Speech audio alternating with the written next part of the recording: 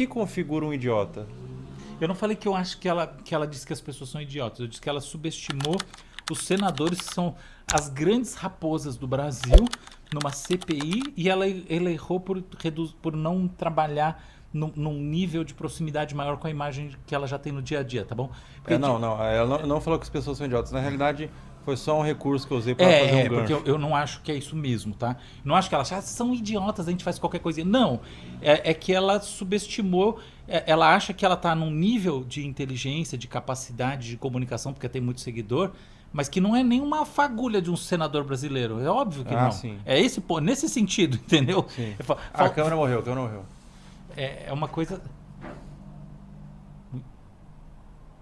Então, você entendeu, né? Jamais eu acho... Até porque eu acho que seria do meu lado, assim, uma inconsequência eu falar. Às vezes as coisas que eu falo as pessoas levam muito a sério. Não, eu coloquei palavras na sua boca, eu não disse que a mulher achou que ninguém é idiota. Tudo bem, agora o que você quer saber? Gosto da pergunta. O que configura ser um idiota? O que é um idiota? Muito interessante, porque a gente tem, por exemplo, você pode... Né, tem o idiota literário, né? Do Dostoiévski, o livro do idiota. Peraí. Foi? Acho que tá ok, cara. Foi? Tá focado? Você acha que perdeu? Perdeu agora. É a quina do microfone. A quina do microfone. Ah, tá. Ixi, mas Porque daí a gente precisa do microfone aqui. Ele tá longe. Melhor trazer o microfone e deixar desfocar. Foi? É que som é mais importante que imagem, curiosamente. Né? Foi? Tá. Tá, voltando à pergunta. Álvaro Machado Dias, o que é ser um idiota?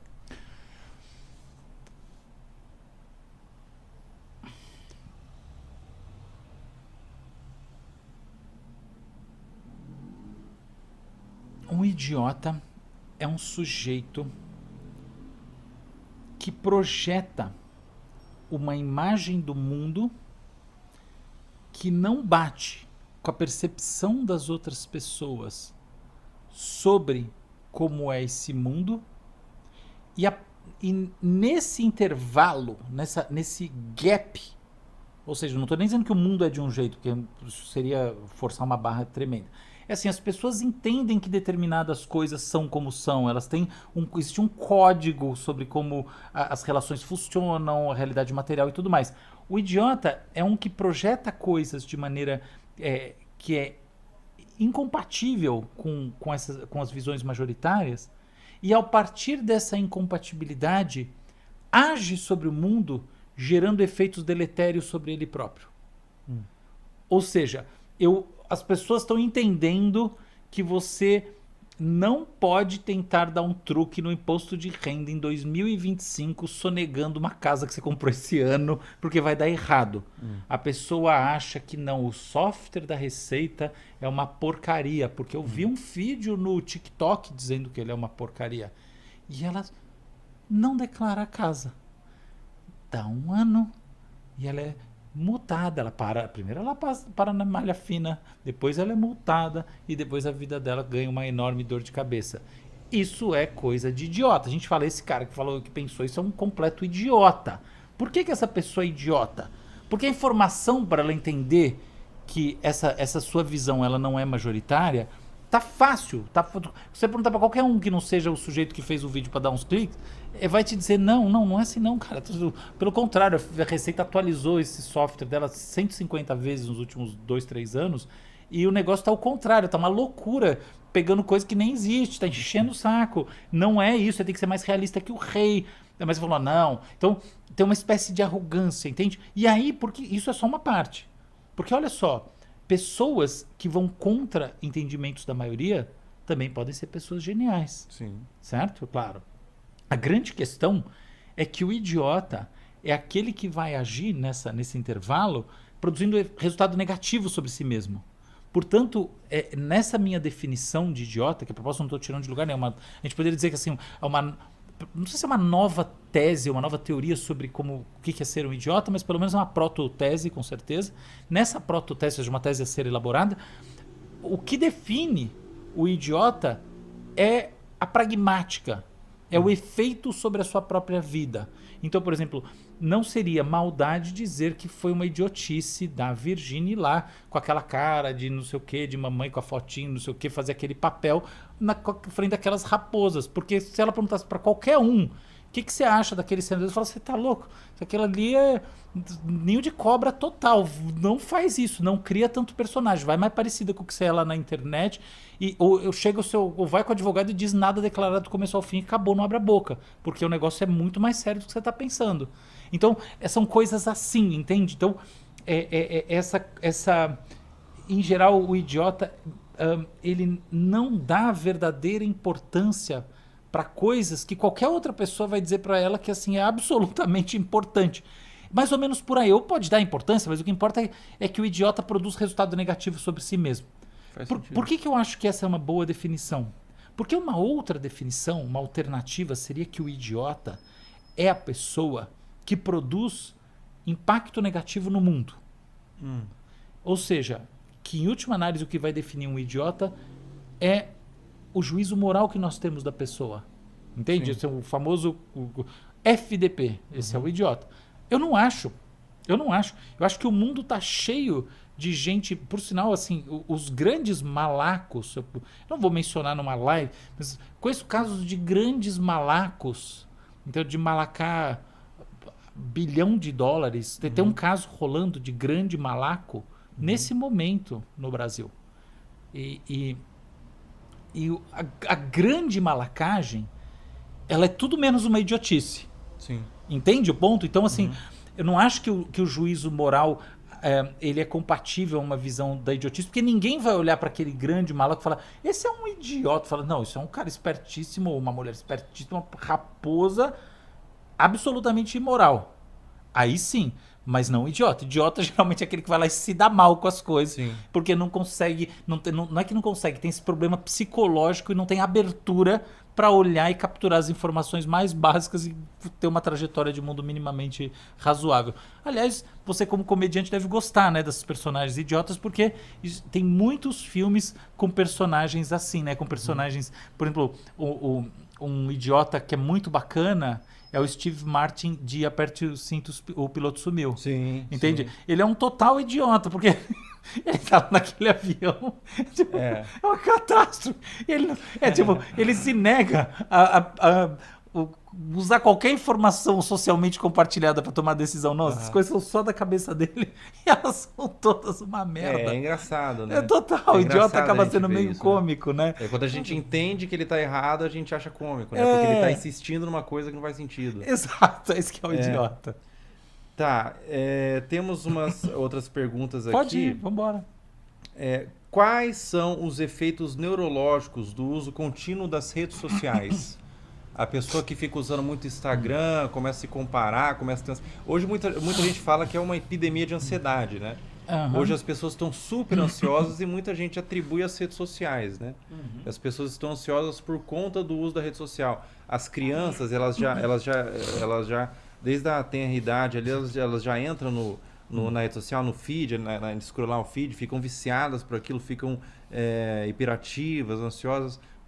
Quais que são os efeitos neurológicos aí do uso contínuo? Eu vou começar respondendo sobre essa parte. E eu vou abrir um parênteses, eu vou começar do jeito também que não indicado. Eu acho que a gente tem o idiota e a gente tem o dogmático, que não é necessariamente o idiota, ele só converge à média, é tipo um algoritmo generativo. Ele não fala, a não ser quando ele está alucinando, ele não vai falar bobagem, ele vai falar o básico, não é incrível.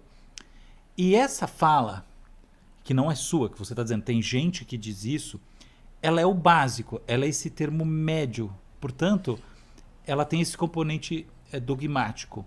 Olha só, hoje o meu artigo da Folha começa assim. Eu sempre desconfiei dessa história de que a ansiedade digital da molecada é alimentada por passar o dia no TikTok. Começa assim. Ou seja, negando isso. E eu sempre desconfiei. Toda vez que falam isso, eu já participei de tendências e debates da Folha sobre isso e outras coisas mais. Todo mundo, não, porque a rede social... Nunca acreditei que esse é o fenômeno hegemônico. Ao contrário de quase todo mundo que está por aí. E aí olha o que eu falo. Por quê? O que foi ficando claro ao longo do tempo é que 40% dos jovens entre 11 e 17 anos consomem ou são expostos à pornografia digital. Então a gente tem que pensar, olha só, a pornografia digital tem uma importância na vida dessa molecada que é insana. Por quê? Não é porque elas passam o dia vendo pornografia, não, elas passam o dia no TikTok. Mas cria-se uma relação com a imagem, uma relação com o sexo, uma relação com relacionamentos que é fóbica, que é tensa e ansiosa, num nível que é muito mais profundo do que a dancinha do TikTok. Eu não sei fazer aquela dancinha, eu vou ficar triste. Tem isso aí, mas o outro negócio é muito mais. Porque lembra que eu estava falando agora há pouco sobre como os comportamentos digitais, como eles têm um custo energético, eles convergem só à visceralidade. Né? Você não reage àquilo que você acha que é de bom senso, você só reage àquilo que você acha que é horrível ou que, sei lá, revela o seu eu interior. E aí, qual que é o ponto? Na pornografia, a mesma coisa acontece, como em qualquer conteúdo, e, consequentemente, as reações são mais fortes aos conteúdos mais hard. E aí, quando você vai ver, por exemplo, eu fiz uma análise de palavras-chave no topo das palavras, né, do Strange Topics da maior plataforma de pornografia do mundo, que é o Pornhub. E são coisas assim, madrasta é um dos maiores, tá lá no artigo de hoje, madrasta, incesto, você tá entendendo o negócio? Então, isso dá um nó na cabeça de quem tá começando uma vida de relacionamentos e tudo mais, que é complicada. Assim, é um mega nó. Então, tudo para dizer o seguinte... A pessoa, o indivíduo ali, a criança, ela começa a normalizar uma parada como incesto, por exemplo. Não é só a cabeça isso. dela vai gerando uma normalização, uma vulgarização de coisas que são muito terríveis, né? Madrasta, incesto... Então, eu não diria que eu acho que é quase isso, na minha opinião. Eu acho que é o seguinte, no mundo do conteúdo, o incesto, a madrasta, o sexo mais... Que não tem nada contra a proposta do sexo mais louco do mundo, zero, pelo amor de Deus, acho que é ótimo. Mas o ponto não é esse. O ponto é, nas plataformas, o que seria erotismo, o que seria uma transa com um pouco de afeto, tudo isso fica lá embaixo, porque isso não dá clique. Ninguém tá nem aí pra isso aí. Entende? Então, os conteúdos mais extremos sobem. Então, é quase o que você falou, mas nas plataformas é isso. Na cabeça da criança, do adolescente, então, não é que isso é normalizado. É que, por acaso, como esses conteúdos sobem, é isso que a pessoa vê. Aí ela entra no negócio e tá uma cena, entendeu? Um negócio que deixa a pessoa... Você fala, meu Deus do céu, entendeu? Como é que eu vou fazer isso? Assim, eu comecei o artigo de hoje, a parte que eu vou definir o que é pornografia, assim, pornografia é o gênero em que um cara dá um tapa na cara de uma mulher e ela invariavelmente diz, quero mais.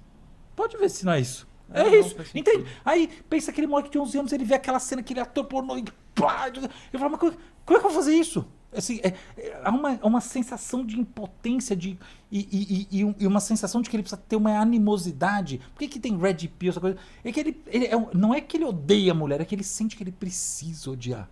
E a menina olha aquilo e fala, que merda é essa? É um estupro? Entende? E aí isso gera essa animosidade. Essa animosidade, quando se fala que a rede social é a fonte de toda ansiedade, para mim esse é um papo reprimido.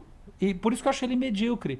Porque isso é uma parte da verdade, outra parte da verdade é que as pessoas estão assustadas porque elas entendem que sexo é pornografia. Quando você tem 11, 12, 13 anos de idade, o que você está pensando é que daqui a pouco você vai entrar na sua vida da adolescente, você vai fazer sexo.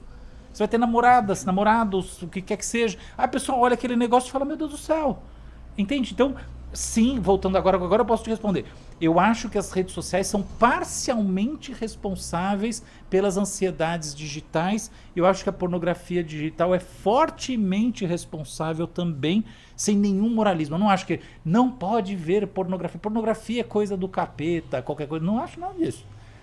Só estou olhando o fenômeno como ele aparece na vida das pessoas, sobretudo de uma molecada que definitivamente não se beneficia em nada de ser exposta a uma coisa dessa. Eu lembro do meu tempo de moleque que tinha um filme,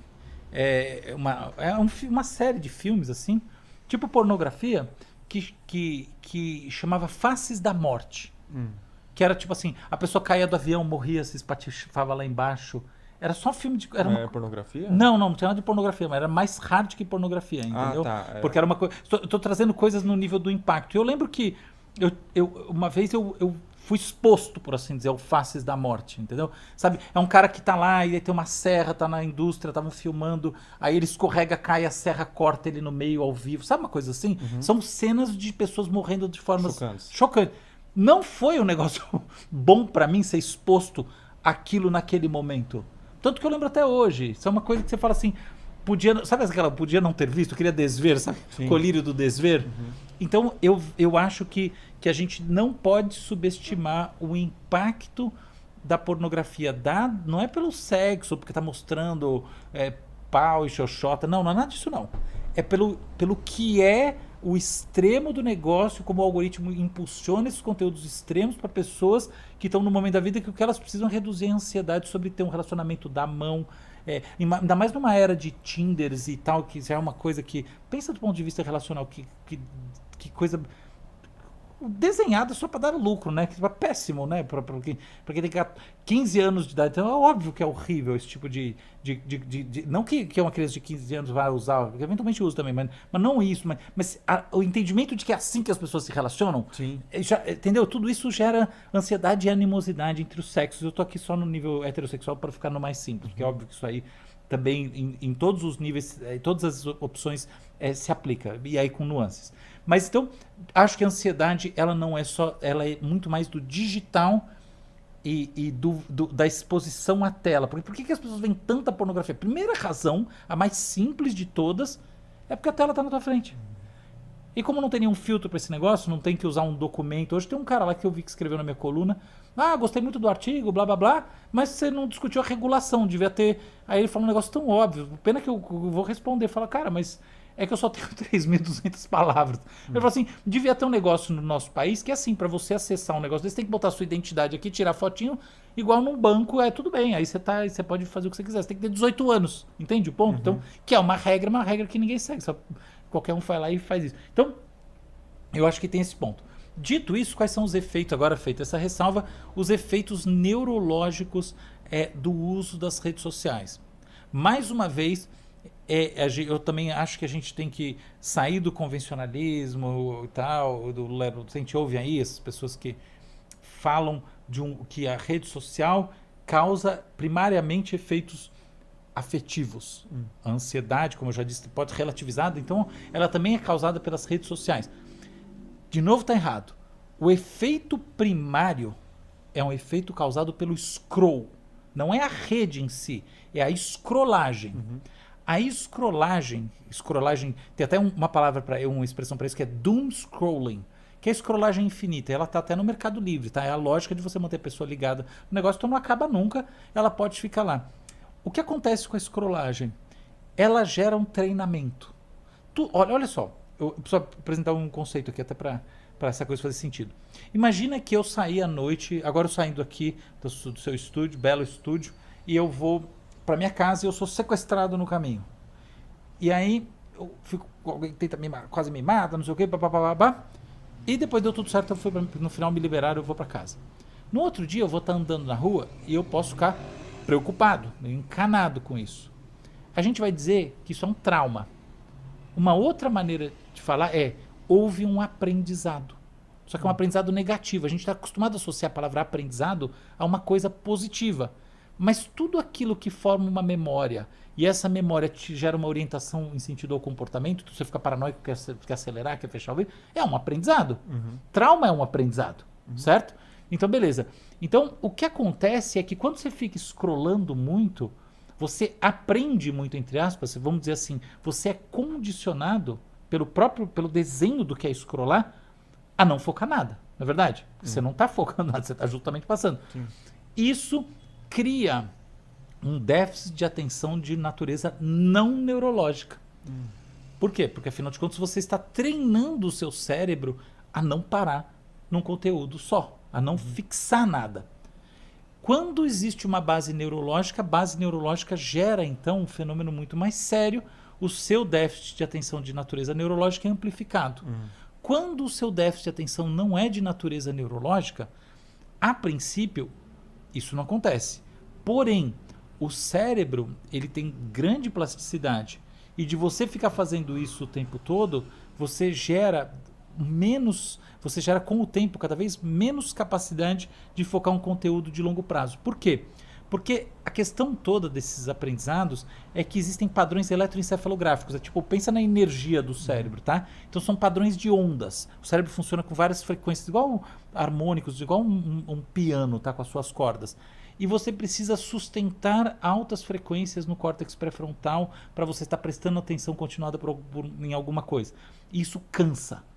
Prestar atenção continuada é um exercício, que nem qualquer outro. É tipo, eu ver que você tem xadrez, você joga xadrez, você sabe do que eu tô falando. Se você ficar se distraindo no meio do caminho, você apanha no jogo. Sim. Entendeu? É disso que eu tô falando, é um exercício. Uma boa parte do aprendizado do xadrez, no nível que você ainda não tá lá lendo livros com estratégias, é essa atenção. Você aprende a ficar focado no jogo. Criança aprendendo a jogar xadrez é isso. Quanto mais focado no jogo, mais tempo focado, melhor você joga. Então você não aprende isso e você inclusive desaprende isso. E aí com o tempo você gera um efeito neurológico, você gera ativação de genes, tem toda uma questão de informação de cadeias e reconfiguração, e aí você cria um déficit de atenção onde ele não necessariamente deveria existir. Esse é o primeiro efeito, mais básico de todos. Ele não está no nível afetivo, ele está no nível cognitivo. A gente chama epidemia de déficit de atenção hoje em dia, sendo que os déficits de atenção de base neurológica são minoria. Então, você acha? Não é. A pessoa vai porque tem déficit de atenção, toma Ritalina, toma qualquer outra coisa. Mas no fundo você vai fazer um eletro, não tem nada naquele cérebro. Hoje em dia todo mundo fala que tem déficit de atenção, né? Entendeu? Eu tenho 0. Olha que bom. Não, pelo contrário. Eu cada vez menos, tinha 0, agora eu tenho menos 1000. Assim, faço o oposto disso. Não, começou com esse negócio de que eu vou passar rápido no texto, qualquer coisa eu paro e falo, não vou fazer isso com o meu cérebro, que isso dá errado. Deixa, foca o mundo real, daqui a pouco senta com calma. E é isso, mas resumo da ópera. Então eu acho que o primeiro efeito é um efeito cognitivo ou neurocognitivo. Aí, em cima disso, efetivamente há a questão projetiva e essa competição emergente, que é uma competição pelo gosto, é uma competição no domínio da gostabilidade. O grande negócio das redes sociais, assim, é que assim, rede social não impacta afetivamente as pessoas de maneira homogênea em todas as idades. Não é assim que funciona. Elas têm um impacto muito maior na adolescência. Porque na adolescência, a adolescência é uma espécie de teste da gostabilidade. Em outras palavras, o adolescente ele é altamente competitivo no nível do gostar, que as pessoas às vezes chamam de popularidade e etc. Mas não é. Popularidade é só uma dimensão. Tanto que não é verdade que porque tem uma menina altamente popular as outras querem se matar. Não é verdade. Não é assim que funciona. É a questão do gostar. Então o que acontece? O que dói é aquela pessoa que sente que ela vai lá, põe a coisa na rede dela, com os amigos, é uma rede fechada, tem só 500 pessoas, não é 100 mil. Mas ela sente que aquelas pessoas não gostam dela. É isso. Por quê? Porque a adolescência é um período muito fundamental para mate seeking, como falam, como se diz em inglês. Ou seja, é um momento de buscar parceiros e parceiras, e não só sexuais, mas amizades da vida. Esse é o momento. Então, o que causa mais ansiedade nas redes também não é a corrida de cliques e tal. É aquele sentimento de que as pessoas não gostam de você, que é expresso, ou elas são indiferentes a você. É isso que corta com uma faca. Na minha opinião, uma das melhores produções desse século é a série Adolescência. Não, inclusive eu ia mencionar, porque muito do que você estava falando eu estava me remetendo à série. Eu assisti esses dias, inclusive. Que legal. Ontem mesmo eu terminei de assistir e, nossa, é a fantástico. A cena final mesmo. É a coisa mais incrível. Ai, pessoal, do se mundo. você não assistiu Adolescência, assista. É fantástico e aborda muito o que você tinha falado sobre como a pessoa começa a acessar a pornografia, começa a se desenvolver naquele mundo, ele começa a entender o papel, qual que é o papel do homem, qual que é o papel da mulher de forma distorcida. Exatamente. Por É um conflito, e é um conflito em que o cara tem que ser, ao mesmo tempo, esse sujeito ultra mega, o Rambo do pornô, mas ele tem que também mostrar agressividade e animosidade em relação à mulher. Ele tem que conseguir humilhar ela. E a mulher aí sente o contrário, fala assim, esse cara quer me humilhar, quer me estuprar, eu tenho que impor o meu E é uma briga criada. Uma guerra. Uma guerra no sentido não, né, no pior sentido, não, uma guerra mesmo, uma batalha. E é uma batalha criada para gerar clique. Essa é a batalha Faz todo para sentido. mais tóxica que tem no mundo. Faz todo Ninguém sentido. fala assim, não, o negócio é a gente estar junto, curtir um prazer. Não, isso aí não dá clique. Entendeu? Cadê esses vídeos? Não tem. Isso aí tá lá, tem lá, sei lá, na página 30 deve ter esse daí. Uhum. Entendeu? Esse é o problema do negócio. Mas fecha parênteses, em adolescência, assim, a cena. São tantas cenas absolutamente incríveis, mas uma cena absolutamente incrível é que tem um menino cujo pai é um policial que está envolvido. Você lembra bem, eu não vou dar muito spoiler aqui, mas só para dizer que tem um pai que é um policial que está envolvido na investigação de um crime, não vou falar mais nada, e o que importa é que o menino, filho dele, que ele vai à escola onde o filho estuda, e o menino chama o pai numa sala, eles têm uma relação conturbada, e naquele momento há uma revelação geracional absurda, que é sobre o sentido das reações que um post, na verdade não é um post, as reações que a reação a um post do menino gerou. Então, há uma menina que reage a um post do menino, aparentemente de uma maneira que o policial entende que é positiva, é até afetiva, mas o sentido daquilo é outro, e o grande ponto é que as pessoas não reagem ao post dele, ao que ele falou, não. Elas reagem à reação dela, positivamente. Então, é o inverso do positivo. É do tipo, você será um trouxa pra sempre, e todo mundo dando like nessa frase. Esse é o grande negócio das redes sociais. Botando o dedo na ferida, não é a dancinha. Isso aí conta também, mas conta tão menos. Isso foi fabricado por uma mídia pouco intelectualizada, que acha que esse é o problema principal. Porque ele é um problema. Ele só é o problema mais fácil de enunciar. O mais verdadeiro não é esse da rejeição e da sensação de que as pessoas não gostam de você, mesmo naquele grupinho fechado de 300. Esse é o grande problema.